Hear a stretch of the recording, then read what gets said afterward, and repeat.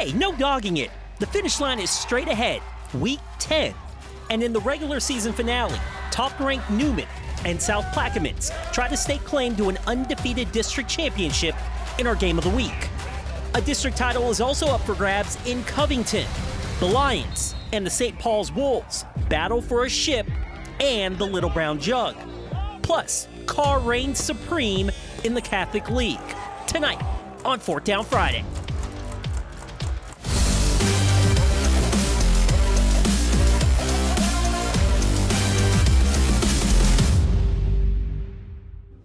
We start in the parish. Salmon and Chalmette playing for the District 7-5A title at Bobby Nuss Stadium this evening. Salmon trailing 28-14 in the third, but Markel Keys finds Tayshawn Scott deep over the top of the Chalmette defense, 58 yards for 6. Spartans close within a touchdown.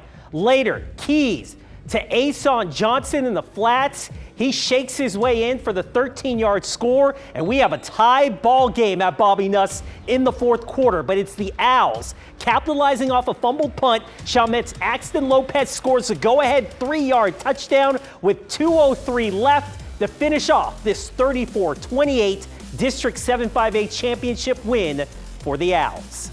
Warm, humid weather, a storm brewing in the Gulf. It sounds more like the beginning of the prep football regular season rather than the end of it. But trust me, we've arrived in Week 10, and it's time to settle some district championships. What up? Welcome to 4th Down Friday. I'm Ricardo LeCompte. Newman rolls into the final week as the number 1 ranked team in Class 2A. The 7-0 Greenies hope the District 10-2A title isn't the only championship they hoist this year. That elusive first state title is still out there. But first, they've got to play their season finale against a really good South Plaquemines team. Seth Lewis is at Michael Lupin Field Uptown. He joins us live with more. Hey, Seth. Hey, Ricardo, this is what Week 10 is supposed to look like. A district title on the line, potential 1 seeds on the line. South Plaque really surged in the second half of this game, but it was Newman that weathered the storm. It was senior night for 12 Greenies, including offensive lineman and LSU commit Brett Bordelon. In the first quarter, it was Newman getting on the board first. Eli Friend is going to roll right and find James Reese wide open, and he'll do the rest from there. Newman leads 7-0. Next drive for South Plaquemines, Roderick Parker rolls left, facing pressure. Alex DeLitz coming up with the gift for Newman to take over. Newman trying to cash in on that golden ticket. Friend looking for Charles Wilson. He bobbles it in the end zone, and South Plaque's Ahmad Lewis says, "I'll take that," for the interception and falls for the touchback.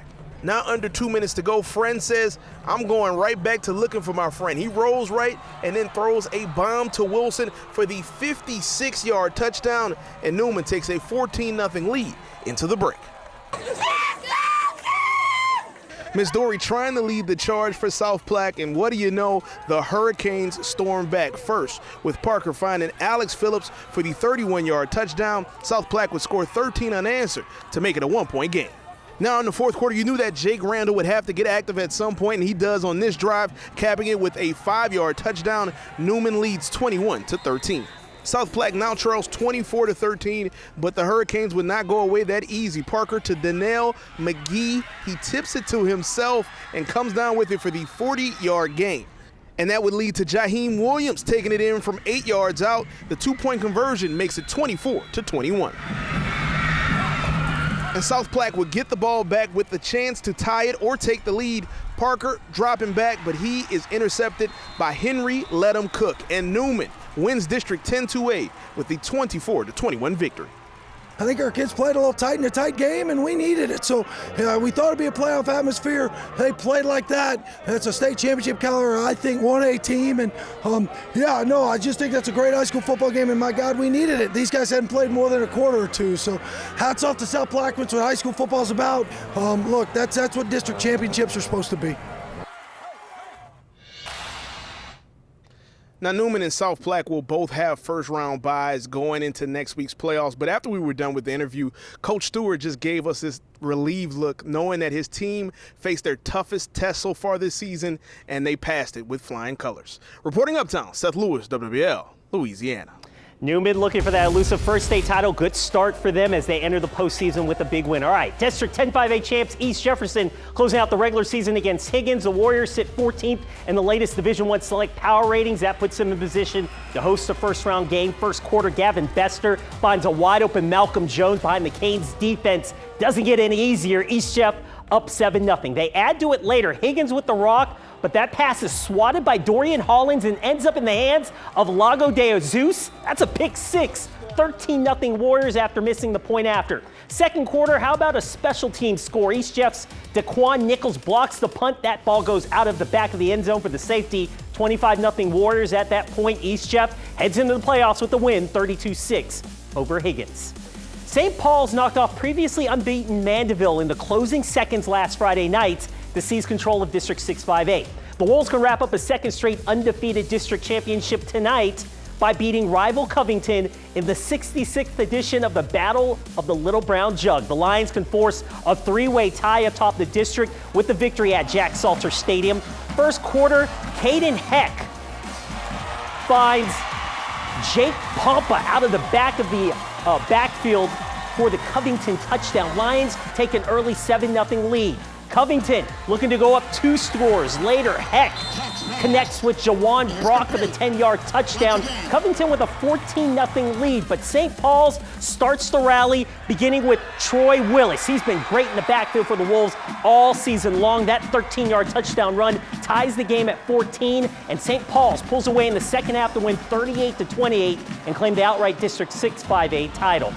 Kennedy looking to wrap up a perfect district record in 10-3A, facing LB Landry at Morris Jeffs Stadium. Kennedy driving in the first quarter, but no dice. They fumble just at the goal line. That's a turnover on downs. Then in the second quarter, 3rd and long for the Bucks inside the Cougars 35. Warren Davis, a freshman signal caller, keeps it for a big run into the red zone to keep the drive alive. Then Leroy Miller gets to the outside, 10-yard sweep for 6. However, Kennedy outlasts LB Landry 13-6. Douglas could be in line to host the playoff game next week. The Bobcats ranked 15th in Division II Select Power Ratings. They took on Carver this afternoon at Pan Am Stadium. Rams strike first. Jaden Verrett eludes the rush, throws it up to Chesney Sadler for the 15-yard score. Carver with an early 7-zip lead. Second quarter now. Douglas punches back. Arthur free time with time, throws up the 50-50 ball down the sideline. Derek Dillon gets it, and he races 60 yards to the crib. Bobcats now lead 12-7. Douglas looking for another score right before halftime. Free time throws another bomb into the end zone. 2 receivers around it. Vance Reed dives and comes up with the 33-yard score. Douglas goes on for the 28-14 victory. Up next, Karr shot off the offensive fireworks and won the Catholic League crown over Rummel Thursday night in Algiers. Highlights and reaction from the Cougars ahead. But first, scores from across the metro area.